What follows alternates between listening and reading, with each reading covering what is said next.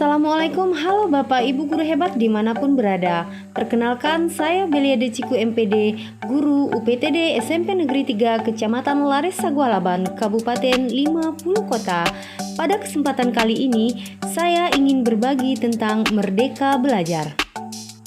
Pada topik Merdeka Belajar, kita akan membahas tentang pemahaman gagasan dan prinsip pendidikan berdasarkan pemikiran Ki Hajar Dewantara. Kemudian, pemahaman untuk memfasilitasi murid agar tumbuh sesuai dengan kodratnya. Dan yang terakhir, penerapan pembelajaran yang memerdekakan murid. Ada 5 modul yang akan kita bahas. Modul pertama, mengenali dan memahami diri sebagai pendidik. Modul kedua, mendidik dan mengajar. Modul ketiga, mendampingi murid dengan utuh dan menyeluruh. Modul keempat, mendidik dan melatih kecerdasan budi pekerti. Dan yang terakhir, pendidikan yang mengantarkan keselamatan dan kebahagiaan. Pada modul pertama, mengenali dan memahami diri sebagai pendidik. Ada beberapa cara kita untuk mengenali dan memahami diri sebagai pendidik. Yang pertama, mengenali diri dan perannya sebagai pendidik. Yang kedua, apa peran saya sebagai guru? Dan yang terakhir, ingin menjadi guru seperti apa saya? Modul 2, mendidik dan mengajar. Ki Hajar Dewantara mendefinisikan pendidikan sebagai tuntunan, yaitu tuntunan dalam hidup tumbuhnya murid. Maka mendidik adalah menuntun segala kodrat yang ada pada murid agar mereka dapat mencapai keselamatan dan kebahagiaan yang setinggi-tingginya, baik itu sebagai manusia ataupun sebagai anggota masyarakat. Selanjutnya untuk modul 3, mendampingi murid dengan utuh dan menyeluruh.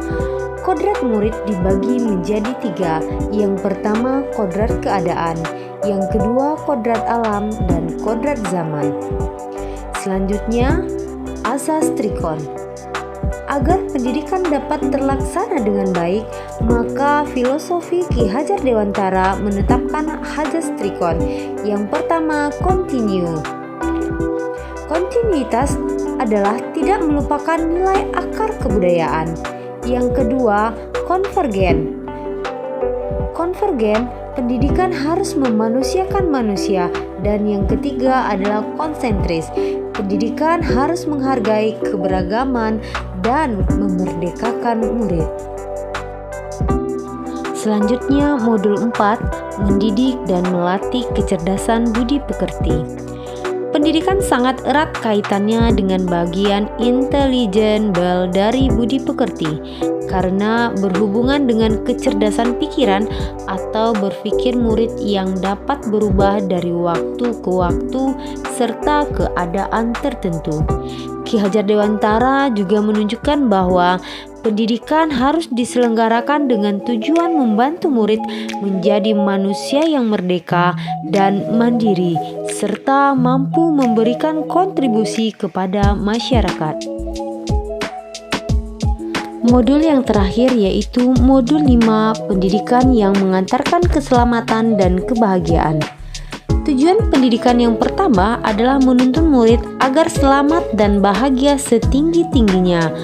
Murid harus diberi kebebasan untuk mengekspresikan pemahaman dengan caranya sendiri. Selanjutnya, sistem Among. Ki Hajar Dewantara melaksanakan pendidikan budi pekerti dengan cara Tudwuri Handayani yang dikenal dengan sistem Among. Artinya, murid harus mampu membangun skill agar berdaya guna. Ki Hajar Dewantara juga mengemukakan bahwa murid harus mampu mengembangkan daya cipta, rasa, karsa yang seimbang. Yang ketiga, Merdeka Belajar abad 21. Pada abad ke-21, kemampuan pemecahkan masalah, kemampuan kognitif yang kompleks, dan kemampuan sosial emosional menjadi sangat penting bagi murid maupun guru.